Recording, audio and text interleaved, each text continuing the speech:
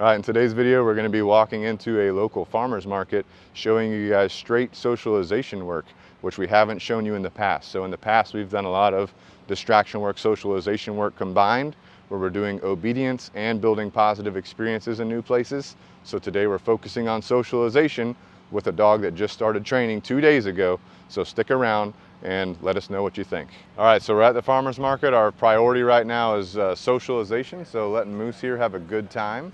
So all I'm gonna do, we're just outside where the main crowd comes in and out at.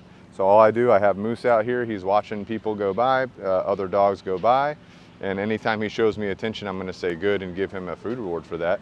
If he's not showing me attention, I can always use his name as a cue. So I'll just say his name, Moose. He comes over, I say good, I reward. We're noting tail position, right? It's low as he's watching people, which doesn't mean anything other than he's just observing, right? Could be a little bit of uncertainty with all the people coming up, how to interact with them. Good, all right? But what I want to start doing is layering into Moose to teach him to pay attention to me, pay attention to his owners more than everything going on around us, okay? As we get closer into the crowd, we're gonna see how close we can get inside the crowd here. But if he starts getting a little bit too overwhelmed by everything, I'll come back out to this level, because right now we're just good. We're working on what we call a threshold. And a threshold is distance to distraction. So right here, right at the edge of the farmer's market, he has no problem showing me some attention. I don't expect any type of obedience from him or anything like that. Good. The only thing I've taught him before we got here was how to follow a leash instead of pull against it. So if I give a little bit of a leash movement here, I want to see him move with the leash versus against the leash. So that's one thing I've taught him. And I have taught him just a very light leash tug signal, where if we're walking and he starts pulling a little bit too much, I can give a little bit of a leash tug, and in general, he'll respond to that by coming back to me, okay? Moose. Good. So if I note that he's paying more attention to things going on around me and not making the decision to pay attention to me, then I'll just say his name. That should signal to him to turn and look at me, okay? Moose. But as we can see, he's checking everything out around us, sniffing things, observing things, smelling things, all that's good to go. What we don't want is we don't want any bad situations to impact him, because what that could do long term is it could actually hurt our ability to do further socialization in the future, right? So we have dogs moving around, all that. He's very interested. Moose. Good. Notice when I say his name, he is able to pull out of that mindset where he's hyper-focusing on a dog. Notice he's ignoring the leash tension at this point, which means that as he gets more excited, he's ignoring that signal, which just tells me as I move on with his training, we'll be focusing on that, so that even if there is something exciting around, to pay attention to that leash signal, okay? Good.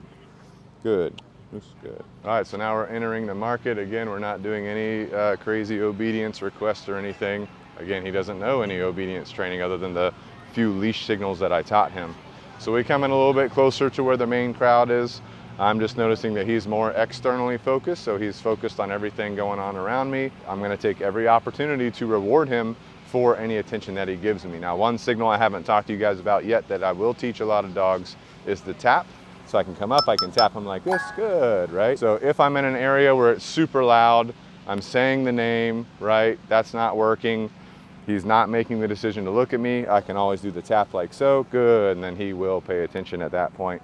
So I like layering in different signals for different situations, okay? So all we're gonna do, we're gonna move up here, okay? So as I'm moving, I've got the leash in my right hand, Moose. As I go here, what I'm gonna be doing is using my leash signaling that I've already taught him, and I'm gonna be trying to lure him to my left side to stay on my left side right here, okay? Moose. Good, notice I'm saying his name as I go to let him know, hey, pay attention to me. I'm rewarding him down my left side here to try and build up reinforcement history of being on my left side. So if I'm moving around, that's primarily how I'm gonna prefer to do it. Again, we're not in any formal obedience or anything, so I'm not expecting him to maintain a perfect position. Now, if he's pulling hard like this going one way, I'm just gonna slightly back up until he turns around and starts moving to me. Okay, I don't want him practicing pulling me all over the place, so just don't let them do that, okay? So right here, again, lots of sniffing going on. Probably some dogs over here earlier, other things got dropped here. Moose, good. So everywhere that I go through the market, that's what I'm focusing on, trying to get him to pay more attention to me than things that are going on around me. Obviously, this is a repetition thing, so the more repetitions of this, the better, okay? Just kind of walking through this area right here. Got a dog walking by. He's not even paying attention to the dog. He's paying attention to the smells, which means that the smells might be a pretty big distraction for him to overcome once we get into distraction work, okay? We're not focusing on distraction work right now. We're focusing on socialization, which is having a positive experience in different places in proximity to new people, places, and things. So he's not really even paying attention to people that much. He's not paying attention to dogs that much. He's paying attention to these smells, okay? So if I do want to move and he's smelling things, all I do, I just keep moving. I use the leash to my advantage. Moose. Good. Now when I say his name, he will come off of that smell, which is a good thing. That just tells me that as we do more engagement, more eye contact, he will pull off of that distraction to look at me versus the smell. Okay, we got some dogs gonna be walking by right here in a second, so all I wanna do is gauge what he's gonna do. Moose. Good. Moose. Good. Okay, so we got these dogs walking by right here. He is interested, okay, but he's more interested in going over here to get some smells over here. Moose. Moose. Good. Okay, so he's ignoring me at this point with all the stimulation and distractions. Hey, how you doing? Stimulations and distractions going on. So that tells me that as I've closed my threshold to the crowds and everything going on, his ability to pay more attention to me is slowly reducing, and we can see that he's starting to pull harder to try and go to other smells or other things that are going on.